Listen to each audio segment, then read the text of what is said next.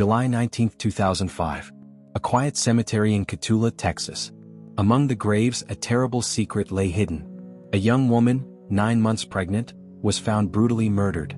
Her name was Valerie Laguna, and her unborn child would never take a breath.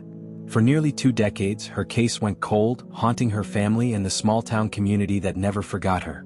Now, 20 years later, in a shocking twist, police say they've finally caught the man responsible. But how did they do it? And why did it take 2 decades for justice to arrive?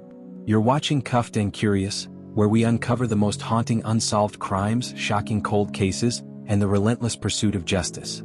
If you love stories where the truth refuses to stay buried, hit that subscribe button now and let's dive in.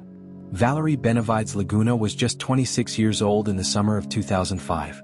She was 9 months pregnant, days away from giving birth. Friends remembered her as kind, radiant, and excited to become a mother. But on the morning of July 19th, Valerie was last seen leaving a private residence in Cotulla. Hours later, her lifeless body was discovered at Cristo Rey Cemetery, a resting place meant for peace, now turned into a crime scene. The cause of death? Blunt force trauma to the head. Both Valerie and her unborn baby were gone. The brutality of the crime stunned investigators. Who would kill a pregnant woman just days away from giving life? Was this a crime of passion, revenge, or something darker? Despite a full investigation by the LaSalle County Sheriff's Office and the Texas Rangers, the trail quickly went cold. Leads dried up. Witnesses offered little. And year after year, Valerie's case collected dust. But the Sheriff's Office refused to forget. As Sheriff Hector Ramirez later said, "This community carried the memory of a terrible loss. We could never let the case go cold." In 2018, 13 years after Valerie's death, the Texas Department of Public Safety offered a $6,000 reward for tips. The case was featured on the Texas Rangers Unsolved Homicides website, keeping Valerie's name alive. Still, no arrests.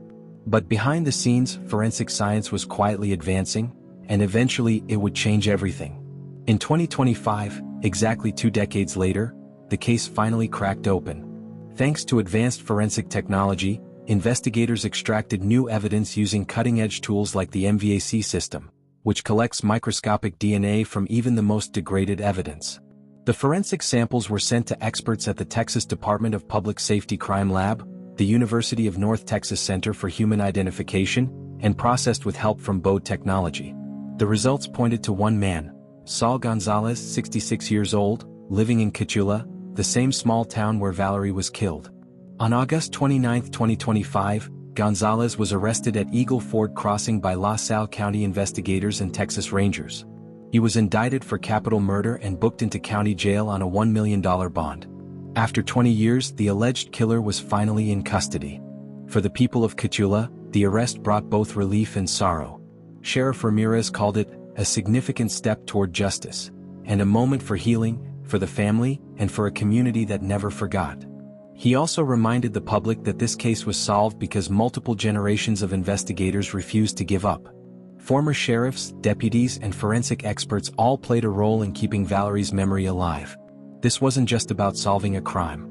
It was about giving a voice to Valerie, and to the child who never had a chance to live. But this case leaves us with haunting questions. Why was Valerie killed? What was the killer's motive? And why did it take 20 years for technology to finally reveal the truth? The answers may come out in court as Gonzalez faces trial. For now, Valerie's family, who waited in silence for 2 decades, has a glimmer of justice on the horizon. Valerie Laguna's story reminds us that even when justice is delayed, it is not always denied.